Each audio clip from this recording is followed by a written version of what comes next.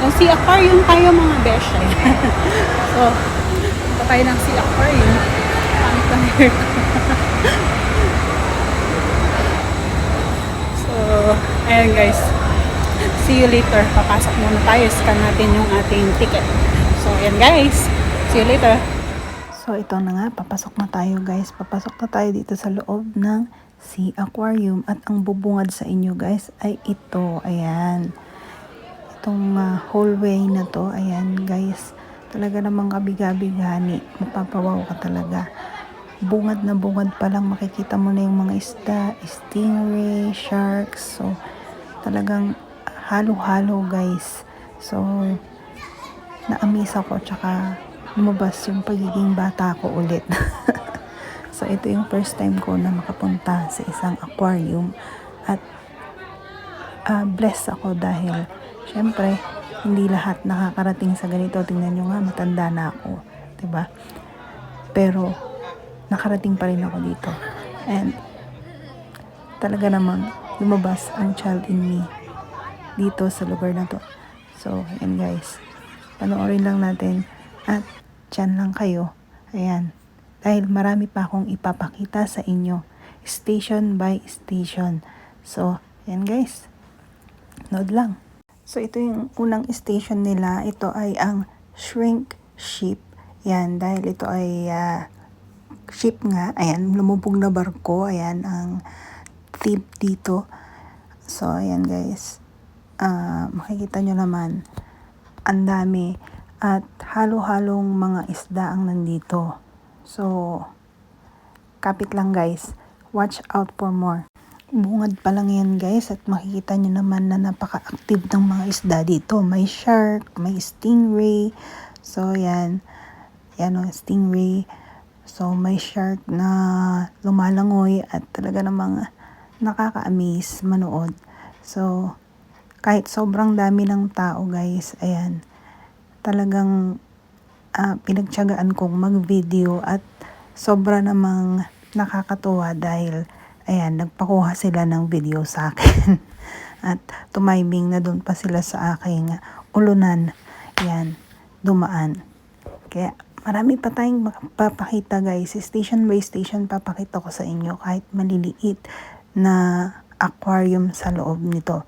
So, tara na. Punta na tayo sa susunod. So, ayan guys. Lakad lang tayo ng konti dahil may maliliit na aquarium sa gilid. And ito nga siya guys. Yung mga small fish dito, talaga namang mapapawaw ka dahil ang cute nila. Ayan. Maliliit na window lang siya ng aquarium, kaya dito ulit tayo sa kabila. Ayan. Meron naman ditong mga purple fish. So, nakakatuwa dahil ang cute nilang lumungoy at talaga namang ay mabibighani ka sa kanila.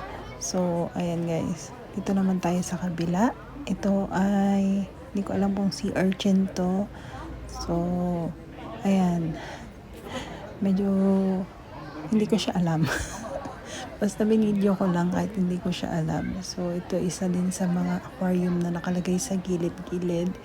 And then yun, parang shrimp. So, hindi ko rin siya alam kung anong tawag sa kanya. So, hindi na ako nag-research kung anong tawag sa kanila. Basta, yan, ibinidyo ko lang para maipakita ko na sa inyo yung bawat station, bawat aquarium sa loob. So, ayan guys. So, ito naman yung susunod. Ayan, lakad tayo sa kabila. So, ito naman siya. Ayan, yung mga striped na fish. So, hindi ko na sasabihin kung ano sila. Dahil, actually, hindi ko sila alam. Ayan. Pero, papakita ko lang din sa inyo. At talaga namang kahit hindi ko sila kilala, natutuwa pa rin ako sa kanila, syempre.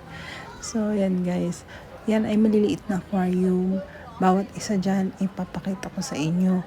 Talagang pinilahan ko dahil napakarami ng tao. Christmas Day ngayon. So, yan, hinahanap ko si Nemo. At ito, dito sa aquarium na to, ay nandito nga ang mga kamag-anak ni Nemo. So, ayan guys. Hindi makukumpleto ang ating Sea Aquarium Adventure kung hindi natin mahanap si Nemo. So, another station. is, ayan, ang alam ko inuulam to eh. So ayan guys, tuwang-tuwa ako sa kanila. Tama ba? Inuulam to, 'di ba? So alam ko lang ang isda pag nasa nasa plato na. Ayan, may steam na. Prampit ba to? Yan. So hindi ko siya sure, pero ayan. So next station na tayo, ito na ay ang School of Fish. So ito yung malaking oval sa loob ng Sea Aquarium. Ayan. So ito yung sinasabi nilang School of Fish. May 5,000 fish sa loob na iba't ibang klase. So yan, hindi ko may pakita sa inyo ng buo dahil napakalaki niya. So kayo nang mag-adjust. Char. So, iba't iba ng isda rin ang nandito sa loob. May shark, may malilit na isda, may malalaki, may eel. So, nandyan na lahat, guys. Kaya, ayan. Sabi nga nila, 5,000 fish ang nasa loob. Kaya, hindi ko na syempre binilang. Pero, iba't ibang species ng fish nandyan. May maliit, may malaki, may mataba, may, yes, nandyan na lahat. So, yan guys. Syempre, kailangan din nating pumunta pa ulit. Ayan, meron ditong sea urchins. Yung isa yan sa mga nasa gilid na aquarium. So, yung katabi niya. So, ito ay mga sea urchins. Nandyan siya. Tapos may maliliit din na fish. Striped fish. So, hindi ko nga alam kung ano sila, basta ipapakita ko lang sa inyo, hindi ko sasabihin, hindi ako magbibigay ng mga pangalan ng isda dahil ako nga mismo, ang alam ko lang sa isda pag nandun na siya sa loob ng aking plato. So ayan, mag-move on ulit tayo dahil nga first time ko nga itong pumunta. Wag nyo sana akong i-bash dahil hindi ko alam ang mga pangalan ng mga isdang pinapakita ko sa inyo. So, balikan natin ulit yung School of Fish. Ayan, papakita ko sa inyo ulit. Dahil gusto ko sanang ipakita sa inyo ng buo.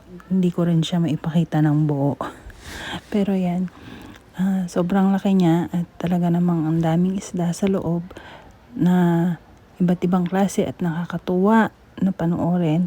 Kaya binalikan ko siya. So, bumalik ako sa School of Fish na tank. So, yan.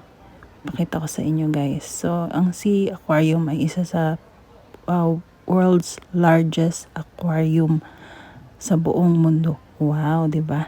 Dito sa Singapore. Yan, Singapore lang 'yan, guys. So, kung kayo ay mapupunta dito, ayan guys. Talaga namang must visit ito dito sa Singapore. Syempre, pinilahan ito kaya kailangan ko din siyang i-try na hawakan. Pumila din ako dito guys para hawakan itong starfish. So sobrang dami ng tao talaga guys at hindi ako makapag-video ng buo. Kaya yan guys, sinubukan kong ipakita sa inyo kung ano ang makikita dito sa loob. So dito sa isang aquarium na to, ito ay species ng eel. So, ang eels po ay may 800 species. Most of them ay nandito sa sea. Makikita sa sea. So, ang eel ay alam ko lang pag nasa plato ko na. So, next, hindi ko alam kung ano tong mga to. Pero may eel din siya sa baba. Hindi ko lang na-video ng maayos. At ang daming tao. So, ayun guys. May mga buried na eel sa baba. So, next stop is the smallest fish. Ayan, may mga small fish dito na talaga namang ang gaganda ng kulay at talaga namang ang bibilis lumangoy. So, sobrang kikit nila. And, yan guys. Isa yan sa mga fish tanks na nasa gilid-gilid ng daan. So, ang daming tao kaya talagang sinubukan kong isa-isahin para maipakita sa inyo lahat ng station ng Sea Aquarium. So, sa luwang nga ng Sea Aquarium guys, 3 hours para ma-video mo at makita mo bawat station ng Sea Aquarium guys.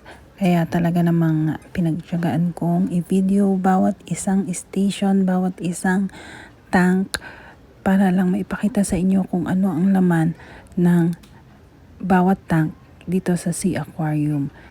Watch us sa susunod nating video guys. Ayan, if you like this video, please give me a thumbs up. Subscribe to my channel.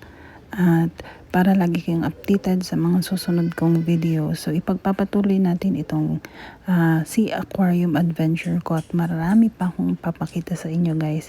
Kaya tutok lang, ayan, dyan lang kayo at talagang ipapakita ko sa inyo yung mga susunod pa buong video ng Sea Aquarium. Bye bye!